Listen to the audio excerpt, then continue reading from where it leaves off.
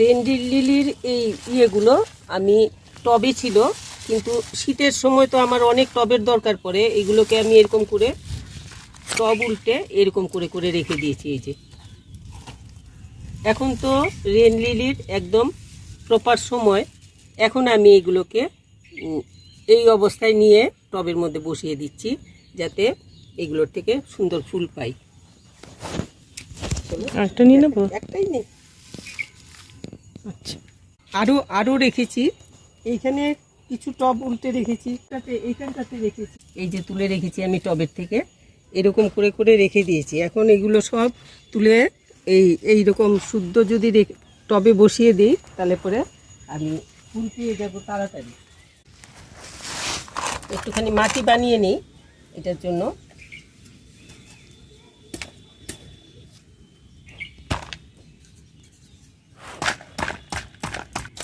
একটুখানি garden soil নিয়ে নিলাম। এটা একদম প্লেন গার্ডেন সয়েল, শুধু ওপরে তুলে রেখেছি গাছ লাগানোর জন্য। তো এটার মধ্যে এখন দিয়ে দিচ্ছি আমি একটুখানি পুরনো গোবর সার।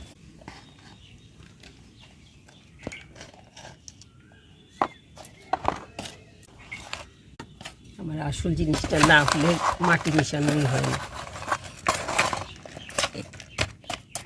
এটা দিয়ে মাটি মিশাতে সবচাইতে ভালো হয়। যত ভালো কিনে আনলেও ওইগুলো দিয়ে আমার হয় না, এইটাই আমার লাগে।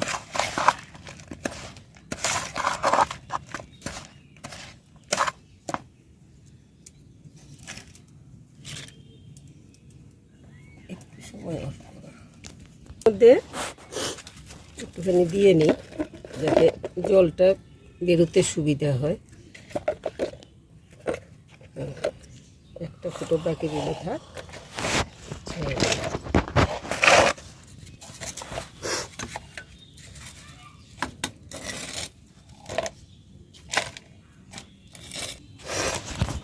তলায় একটুখানি দিয়ে দিলাম বালি, আর এইখান থেকে একটুখানি মাটি দেব। বেশি দেব না, কেন এটাকে একটুখানি ছোট করেই ঢুকাতে লাগবে, এত বড়টা এটাতে ঢুকবে না। একটা সাইডের থেকে ভাঙি। তুমি কোনটা দিয়ে বাড়ি দিলে বোধহয় সুবিধা হতো।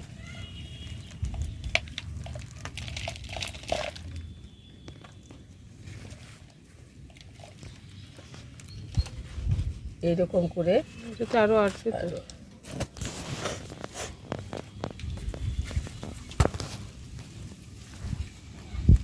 পুরোটা আস্তটা ঢুকিয়ে দিতে পারলে সবচেয়ে ভালো হতো, কিন্তু আমি টপটা ছোট হয়ে গেছে, ঢুকাতে পারছি না।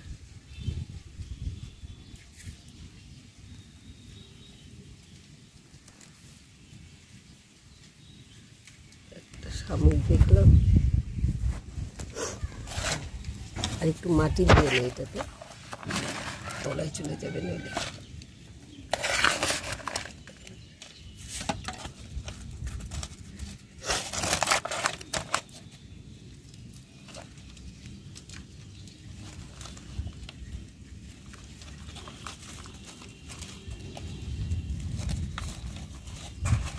এরকম করে বসিয়ে দিলে তারপর গাছগুলো, এটা ভালো হয়নি, এইটা দিলে ভালো হবে। এইটা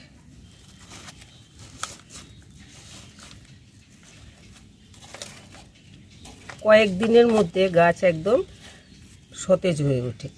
আমি আরও লাগিয়েছি, দেখাবো আপনাদেরকে। এরকম করে তুলে ওই টবগুলো একটু বড়, তো ওইগুলোতে আর কাটতে হয়নি, এনে সোজাসুজি বসিয়ে দিয়েছি। এগুলোতে এখন একটুখানি ওপরে মাটি দিয়ে দিচ্ছি।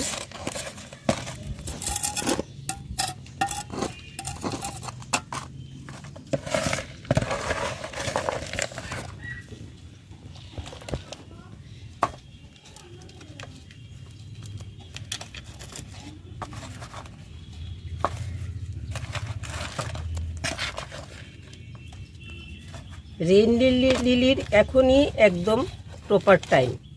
এখন রেন লিলিকে একটুখানি যত্ন টত্ন করে দিলে সারাটা বর্ষা ফুল পেয়ে যাবেন। এই হয়ে গেল আমার গাছটা লাগানো। হ্যাঁ, রেন লিলিগুলো যখন নাকি শীতের সময় ফুল ফোটা শেষ হয়ে যায় তখন এটা থাকে, এটা আরেকটা এটার মধ্যে লাগিয়ে দেবো। যখন শীতের সময় ফুল ফোটা শেষ হয়ে যায় তখন শুয়োপোকা হয়েছে খুব বেশি,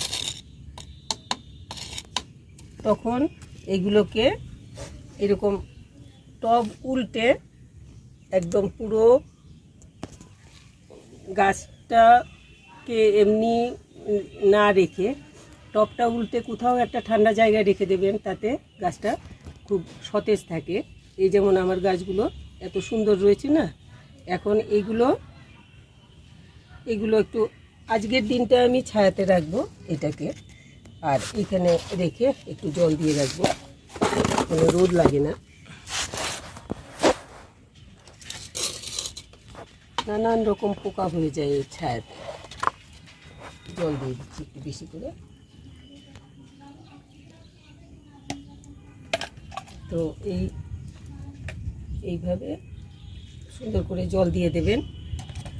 এই গাছ বিকেল পর্যন্ত একদম সোজা হয়ে যাবে আর ফুলটা তাড়াতাড়ি পেয়ে যাবে।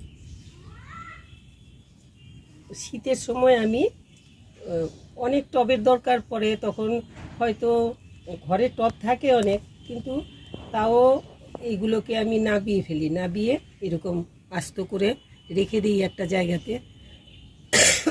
গাছ তো ভালো থাকে, আবার সিজনে এইগুলোকে এরকম করে তুলে লাগিয়ে দিই। তো আমি আরও লাগিয়েছি, যে দেখাচ্ছি আপনাদেরকে।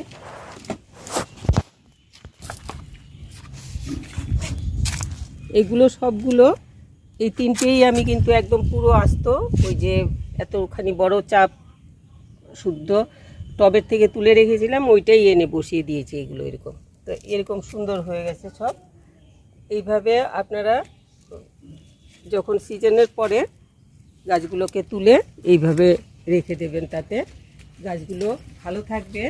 আর সিজন যখন হবে তখন গাছ আবার এরকম করে এনে লাগিয়ে দেবেন, তাতে ফুলটা তাড়াতাড়ি পাবেন, গাছও ভালো থাকবে। আর নইলে গাছ নাড়াচাড়ি করে বা এখন গাছ পুরো তুলে গাছকে যেই টবে থাকে, যেমন এই টবে আছে, আমি এই টব শুদ্ধই রেখে দিলাম। রেখে দিলে কি হয়, মাটিটার পুরোটার রসটা টেনে নেয়। তারপরে এখন সিজন, এখন যদি আমি এই গাছ তুলে মাটি দিতে চেষ্টা করি, তাতে গাছের কিন্তু গ্রোথ হঠাৎ কিছুটা সময় থেমে থাকে। তো এই জন্য শেকড় টেকড় কিছু নাড়াচাড়ি করে না, এগুলো আমরা এইরকম লাগিয়ে দিলে গাছের শেকড় যেমন থাকে তেমনই থাকে, গাছগুলোকে কোনো ডিস্টার্ব করানো হয় না। এরকমভাবে লাগিয়ে দিলে তো গাছ একদম ভালো থাকে। এইভাবে আমি করি, আপনারা এইভাবে করলে পরে দেখবেন অনেক ভালো হবে। কারণ এই যে রেন লিলির বলগুলো ওপরেই থাকে, আর শেকড় এত বেশি বেরোয়, ওপরের মাটির সমস্ত রস খেয়ে ফেলে। এখন আমরা টবে যখন লাগাই তখন তো ওপরটাতে লাগাই, বেশি নিচু করে লাগাই না, টবের এরকম সমান করেই লাগাই। তাতে যখন নাকি এই অফ সিজনের পরে যখন এগুলোর থেকে পাতা বেরোতে থাকে, গাছের যখন গ্রোথ হতে থাকে, তখন আর সারটার কিছু দেওয়ার জায়গা থাকে না। তো এইভাবে যদি আপনারা তুলে রেখে দেন, আর পরে সময় সিজন আসলে পরে এইরকমভাবে লাগান, নতুন মাটি দিয়ে সার দিয়ে, তাহলে পরে গাছ খুব ভালো হবে আর বেশি করে ফুল পাবেন। তো এই ছিল রেন লিলির ওপরে বললাম।